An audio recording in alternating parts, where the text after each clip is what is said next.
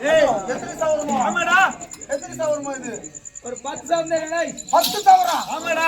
அம்மா 10 சவரமா இது? ஆமாடா. இந்த 10 சவரத்தை நம்ம பேங்க்ல போட்டா வட்டி போடும். ஒரு மாடு புடிச்சா கண்ணு போடும். ஒரு ஆடு புடிச்சா குட்டி போடும். இவ்வளவு போட்டுக்கிறீங்க புடிச்சா போடு. அதான் முதல்ல வட்டி போடுன்னு வாங்காலே போட்டு அரு கட்டுடா. மரியாதை கெட்டு போயிடும். அப்படியே இருந்தாலும் என் அண்ணனோட பின்ன சடை என் புடவை எப்படி தெரியுமா?